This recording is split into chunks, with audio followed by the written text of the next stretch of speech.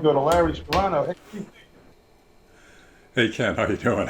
good, Well, good. well, Ken, since I'm not very melanated, as you can see, which by my very nature makes me savage and barbaric and Go, evil, there and you are. since you are melanated, which makes you by your DNA, all things good, I should be asking you, what do you think? Should Charlemagne the God now be taken off the air as well as Nick Cannon because of these Well, remarks? you know what I think? I think I agree with probably on your side on the Nick Cannon thing.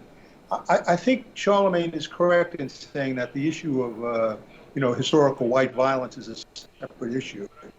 But I think what Cannon said was clearly anti-Semitic, and I think I think he should. I think he's getting his just desserts in a way. I mean, I think I'm on the idea that if no one's free, freedom, everyone has to be free if anybody's going to be free. That sort of thing. I mean, what do you think?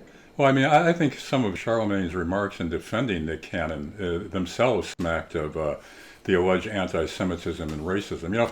By the way, his very name, Charlemagne uh, the God was taken from an Islam belief, as I understand it, that blacks are God.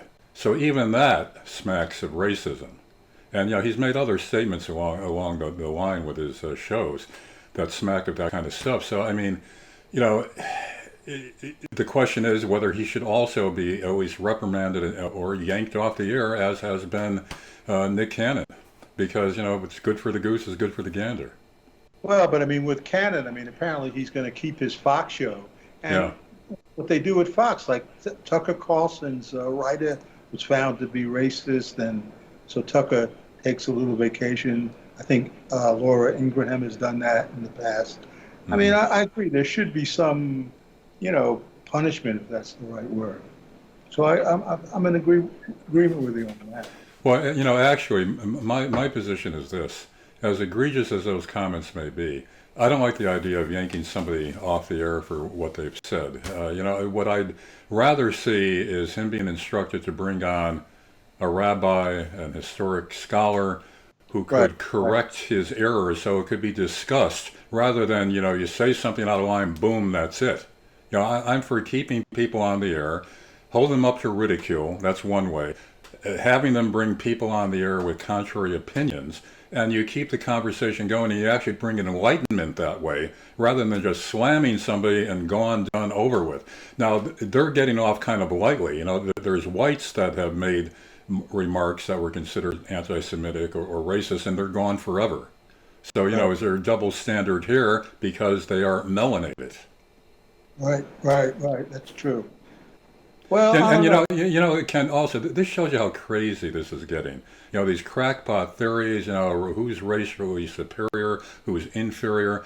This all contributes to more divisiveness. It's not the right direction to be going in. And again, this stems from this hyper political correctness that we've been seeing rising up over the last decade or so. I mean, now it's become so ridiculous. Any offhanded remark, innocent or not, can be easily twisted into something that could be dubbed racist or anti-Semitic. It's gotten to a point now where people are afraid to speak at all, and they're afraid to make any kind of comeback statements, contrary to the prevailing wisdom, because they're immediately going to be branded a racist. It's bad for dialogue. It's bad for the First Amendment. They're But I mean, chipping away at the First Amendment by criminalizing what they're calling hate speech. do you feel that Trump has a lot to do with this? I mean, it's brought all this out, or I think what Trump is doing is picking up on this seething resentment of white people and all people of all races who are working class, who seeing what has happened to this country with the outsourcing of jobs, with the extreme political correctness and the pandering of Democrats to various racial and special interest groups. It's pandering to get their votes. And this is causing, as I've said before, I think a growing backlash, which could work to Trump's benefit in this year's election. well, I don't agree with you on that one. But I Yeah. mean, we'll have to leave it at that. Talk All to you right. next time. All right, Kent. Talk to you later. Okay. Yeah. Bye. Bye bye.